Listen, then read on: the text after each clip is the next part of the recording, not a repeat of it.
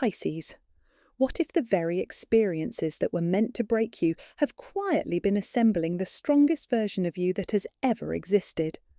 What if every disappointment, every closed door, every unanswered message, every night you sat awake replaying a conversation that ended badly, what if none of that was punishment?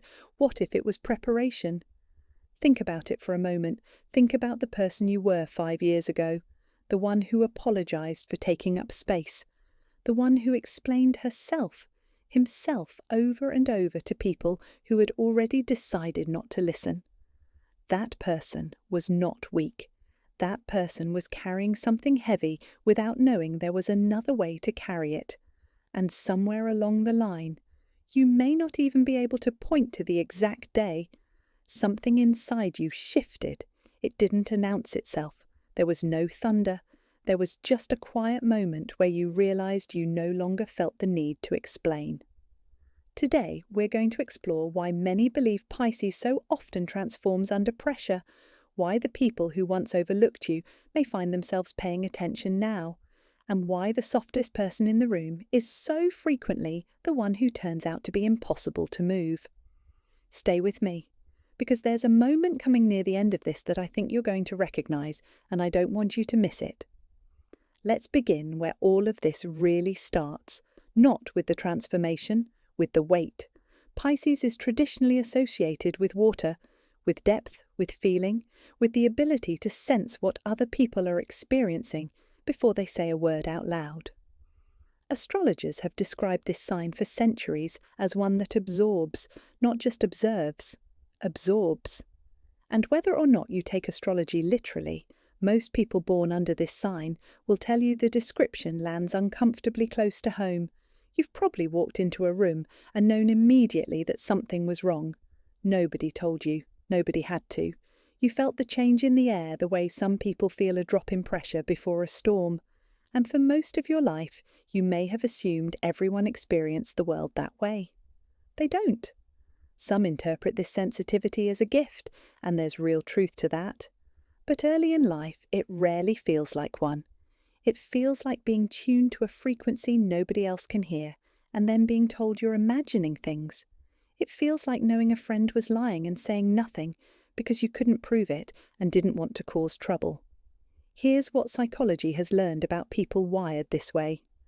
Researchers who study emotional sensitivity have found that highly sensitive individuals process experience more deeply. Not more dramatically, more deeply. The same event goes further in. It touches more. And that has two consequences that seem contradictory, but aren't. The first is that pain hurts more. There's no getting around that. The second is that people who process experience deeply often extract far more meaning from it afterward. Difficulty doesn't just happen to them. It teaches them, slowly, painfully, but it teaches. Which brings us to something many Pisces discover somewhere in the second half of their lives. The very sensitivity that made you an easy target when you were young becomes, with time, the thing that makes you almost impossible to fool. But we're getting ahead of ourselves, because before you get to that, there's something you have to go through first, and most people would give anything to skip it. Consider the strange arithmetic of emotional pain. Nobody signs up for it. Nobody would choose it. And yet, almost every person you've ever admired for their wisdom got that wisdom the same way, by surviving something they didn't think they could survive. There's a concept in psychology called post-traumatic growth. It doesn't romanticize suffering, and I want to be careful here because suffering is not noble and hardship is not a gift you should be grateful for. But researchers who studied people years after major losses noticed something they hadn't expected. A significant number of them reported changes they described as positive: deeper relationships, clearer priorities, a stronger sense of what actually mattered, not because the loss was good, because rebuilding required them to decide what was worth rebuilding. That's the arithmetic. Pain doesn't automatically create wisdom. Pain plus reflection creates wisdom. And Pisces, traditionally described as the most reflective sign in the zodiac, tends to do a great deal of reflecting. Maybe too much, some would say. You've probably been accused of overthinking, of dwelling, of holding on to things longer than you should. But have you ever noticed that the people who accuse you of overthinking are frequently the same people who make the same mistake 5 times in a row? You weren't dwelling, you were processing. There's a difference, and the difference is enormous. Dwelling is replaying pain without extracting anything from it. Processing is replaying pain until you finally understand what it was trying to show you, and what it was trying to show you most of the time was a pattern in them and in you. That's uncomfortable to admit. It's easy to see the pattern in the people who hurt you. It's much harder to see the pattern in why you kept accepting it, but you saw it eventually, didn't you? That moment, the one where you stopped asking why they did that and started asking why you allowed it for so long. That's the moment everything begins to change. Not the day they left, not the day you found out. That day, the quiet one, the one nobody else witnessed. Hold that thought, because we're going to come back to it. First, we need to talk about why almost nobody saw this coming. There's a very old mistake that people make about quiet individuals, and it's a mistake that's been repeated so many times throughout history you'd think we'd have learned by now. They confuse gentleness with weakness. It's an understandable error, in a way. In most environments, dominance announces itself. It speaks first, speaks loudest, takes up the most room. And when someone doesn't do those things, the assumption is that they can't. For many Pisces, this misreading has followed them their entire life. You were the accommodating one, the one who let others pick the restaurant, the one who smoothed things over at family gatherings, the one who noticed when someone was left out and quietly went and sat with them, and people took that to mean you had no spine. What they never understood is that restraint isn't the absence of strength. Restraint is strength that has decided not to spend itself on something unworthy. You weren't being pushed around. In many cases, you were choosing peace over victory, because you'd already run the scenario in your head and knew that winning the argument would cost more than losing it. That's not weakness. That's a calculation most people are not sophisticated enough to make. But here's where it gets interesting, and here's where the symbolism of the fish becomes genuinely instructive. Water is the softest substance most of us encounter daily. You can put your hand straight through it. It offers no resistance at all. And yet water carved the Grand Canyon, not through force, through persistence, through refusing to stop, through going around what it couldn't go through and coming back 1,000 years later to try again. Many believe this is the truest symbol of the Pisces temperament, not the person who wins the confrontation, the person who is still standing, still moving, still shaping the landscape, long after the confrontation has been forgotten by everyone else. The people who underestimated you weren't stupid. They were just measuring with the wrong instrument, and at some point, maybe recently, maybe years ago, the measurements stopped matching, because you started changing in a way they hadn't accounted for. Which brings us to the hardest part of this entire journey, the part almost nobody talks about. There comes a moment in a person's transformation where they have to let an old version of themselves die. That sounds dramatic. It isn't. It's actually very ordinary, and it happens quietly, usually on a weekday, usually while you're doing something completely mundane. Here's what it looks like. For years you had a role.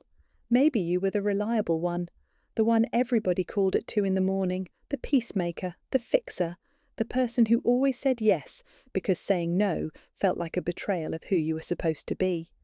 That role wasn't entirely false. Parts of it were genuinely you, but parts of it were a costume you put on so early you forgot you were wearing it. And then something happens. A betrayal, a diagnosis, a divorce, a job that ends, a friendship that reveals itself, and the costume no longer fits. You reach for the old response and it isn't there. Someone asks you for something, and instead of the automatic yes, there's a pause. That pause is the whole thing. That pause is where the new person lives. Psychologists sometimes describe identity as a story we tell about ourselves, and what happens during major life transitions is that the old story stops making sense. You can't explain your own life with the narrative you've been using, so you have to write a new one. Some interpret the 12th sign of the zodiac as symbolizing exactly this: endings that make beginnings possible, the dissolving of what was so something else can form. Pisces sits at the close of the astrological wheel, and many read that placement as a signature of completion and release. Whether or not you find meaning in the symbolism, the psychological pattern is real and well documented. But nobody warns you how disorienting it is, because when you stop playing the role, the people who benefited from that role notice immediately.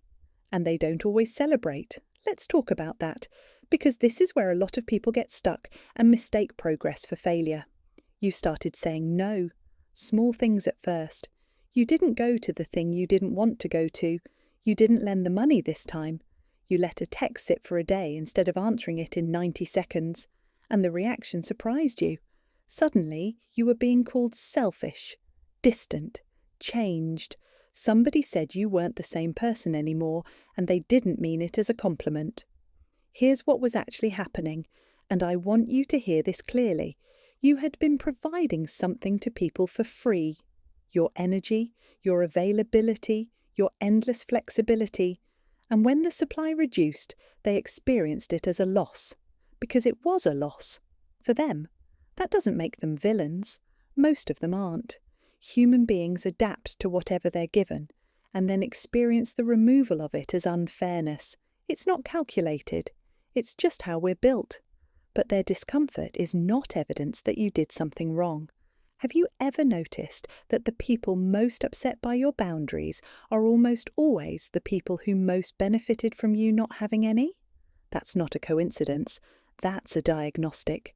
The people who genuinely care about you might be confused by the change. They might ask about it. But they adjust. They stay. The relationship survives the renegotiation because it was built on something real. The ones who leave when you stop overgiving were never in a relationship with you. They were in a relationship with what you provided. Learning that costs something. It costs friendships you thought were permanent. It costs the illusion that everyone who said they loved you meant it the way you meant it. For many, that's the loneliest discovery of their adult life.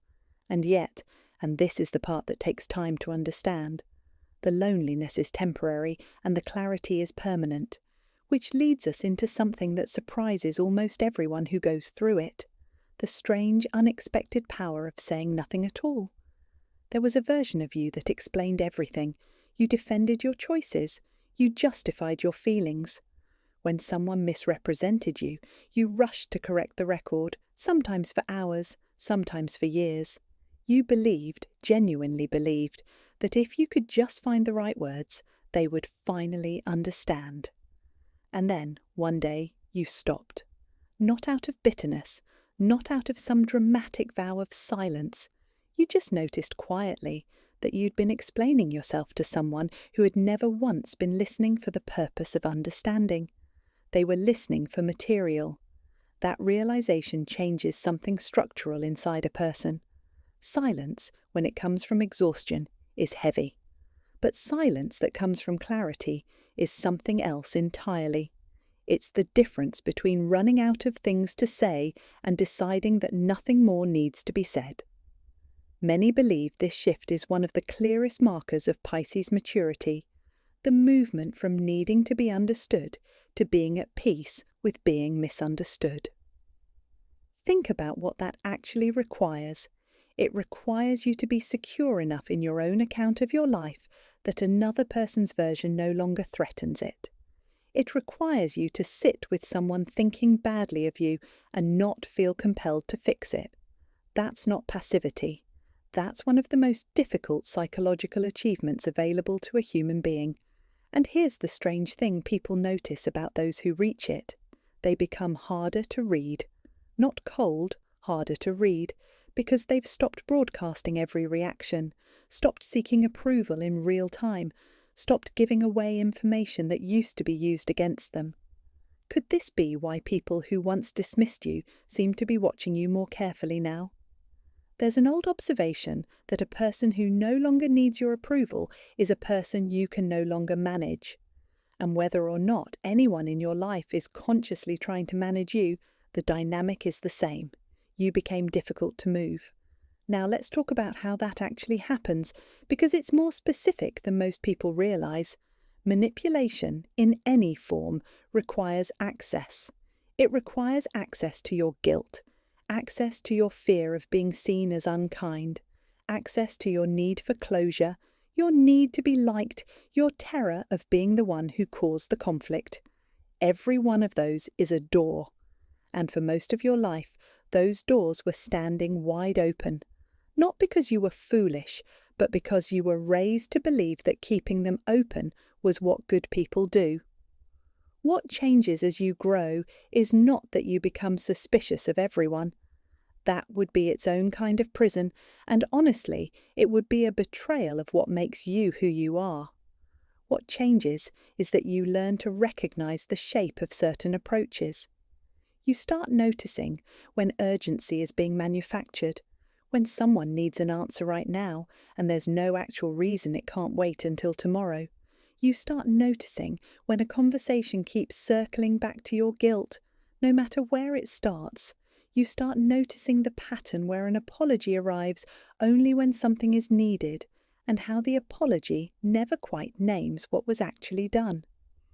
You start noticing when your own emotions are being described to you by someone who has an interest in what you conclude. None of this makes you hard. That's the fear, isn't it? That in learning to protect yourself, you'll lose the softness that made you worth knowing in the first place. But that's not what happens to most people who do this work honestly. What happens is that the softness becomes deliberate. You're still generous, but now you choose who receives it. You're still compassionate, but compassion is no longer the same thing as compliance. For many Pisces, this may symbolize the real turning point, not becoming someone else, becoming the same person with a lock on the door. And once that lock exists, something else becomes possible. Something you may have been quietly hungry for without being able to name it. Peace. Not the peace of everything going well. That kind depends on circumstances, and circumstances change. The other kind. The kind that stays even when things are difficult. That peace has a prerequisite, and the prerequisite is boundaries. Which is a word that's been used so often it's lost its edges, so let's sharpen it back up. A boundary is not a wall. A wall keeps everyone out. A boundary is a statement about what you will do, not a demand about what someone else must do. It's not "you can't speak to me that way." It's "if you speak to me that way, I'm going to end the conversation." The difference matters enormously, because the first requires their cooperation and the second requires only yours. That's why boundaries work even with people who have no interest in respecting them. You're not asking permission, you're describing your own behaviour. And here is the part that catches sensitive people off guard. Setting a boundary feels, at first, exactly like being mean. Your body doesn't know the difference. The same guilt shows up, the same second-guessing, the same 3 in the morning replay where you rewrite what you said into something gentler. That feeling is not a signal that you've done something wrong. It's a signal that you've done something unfamiliar. Guilt is not a moral compass. It's a habit. And habits protest when broken. Have you ever noticed how much easier the second one is? And the fifth? There's a reason for that. And it's not that you became callous. It's that your nervous system finally accepted new information. That you can disappoint someone and survive it. That single realization has ended more suffering in more lives than almost any other. You can disappoint someone and survive it. Sit with that. Because for a great many people, the fear of disappointing others has shaped decades of decisions. Careers chosen for approval, relationships maintained past their expiration. Silence kept about things that mattered. And what happens when that fear finally loosens is that a strange, enormous amount of energy comes back. Energy you'd been spending on managing other people's feelings about you. That energy has to go somewhere. And where it goes is often the most surprising chapter of all. But before we get there, we have to be honest about something. This road is not crowded. Growth is lonely. Nobody puts that on the motivational posters. When you change, you don't change in sync with the people around you. You outgrow rooms while everyone in them stays comfortable. You start seeing things you can't unsee, and you discover that you can't drag anyone else into the understanding you arrived at. They have to walk there themselves, and most of them won't, and some of them will resent you for having gone. There's a period in the middle of transformation where you belong nowhere. The old life doesn't fit anymore, and the new one hasn't formed yet. You're between identities, and that stretch can feel less like growth and more like exile. Many people turn back right there. They mistake the loneliness for a wrong turn. They go back to the old role because at least the old role came with company. If you're in that stretch right now, I want you to consider a different interpretation. What if the loneliness isn't evidence that you've made a mistake? What if it's simply the sound of distance opening up between where you were and where you're going? Some interpret solitude in the Pisces journey as a necessary season rather than a punishment. A period of retreat where something is being restructured beneath the surface, out of view. In nature, this is completely normal. Almost nothing transforms in public. The caterpillar doesn't do it on a stage. Seeds do their most important work underground, in the